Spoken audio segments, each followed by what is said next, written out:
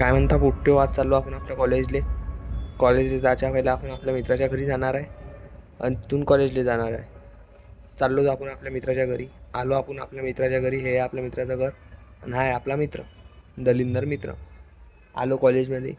एवढं मोठं कॉलेज आहे आपलं. सगळे लेक्चर झाले, सबंध झालं. पोट्ट्याने चला आणि फिरून येऊ म्हणे मस्त.